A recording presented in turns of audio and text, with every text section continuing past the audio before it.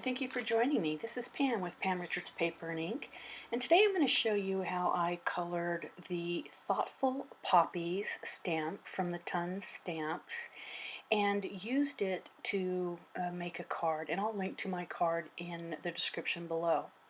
So first off, you see me here taking off the stamp from the backing in the packaging and pulling out my MISTI, and I'm going to stamp my Nina White 80-pound cardstock with this stamp, and I'm going to use a soft yellow to do the outline because I plan on doing Copic markers.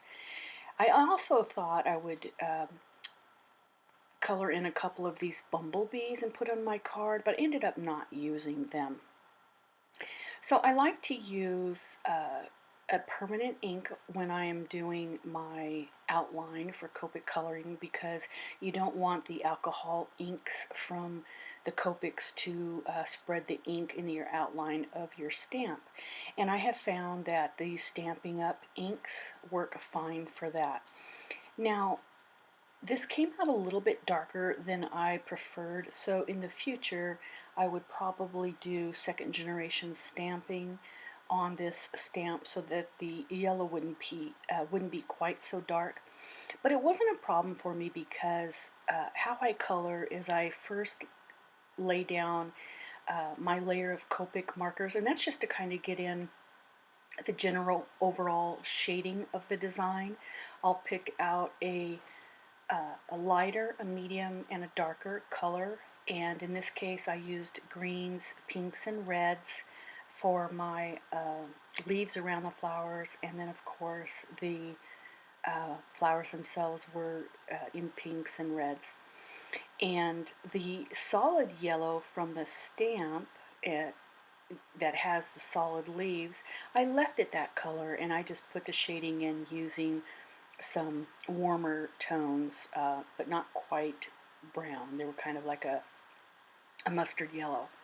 Now here I'm using my hex chart that I have colored in all of the different hexes with the colors that I have. As you can see, I don't have all of them, but I have a pretty good variety. And I downloaded this hex chart from sandyallnock.com, and I can't remember if it was free or if it was there was a small charge for it. I think there was a small charge for it, but it's definitely worth it because you can see the colors that would coordinate well. Now I went ahead and jumped ahead and just showed you kind of what the card or the flowers are looking like right now after I laid down my base colors with the Copics, and I'm getting ready to pick out my colors now for the larger flower. And where I really wanted to save time on this video was showing you how I use Prismacolor colored pencils to put in the detail.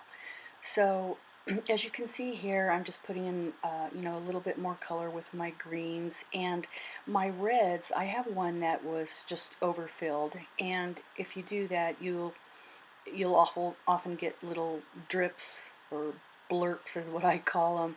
And you can see I've got one to the left and to the right of my large flower, but no worries, I'm going to cover that up with my Prismacolor colored pencils and nobody will ever know. So here you can see is where I start putting in the detail with the Prismacolor colored pencils, and I really like using colored pencils for the detail work because number one, they have a much finer tip and you have more control. What's really important with working with colored pencils is that you get a very, very fine, sharp point. So I recommend a good quality pencil sharpener to have on hand and keep the points on those nice and sharp. And for the rest of this video, you'll see me often pulling out my colors and sharpening them to a nice fine point.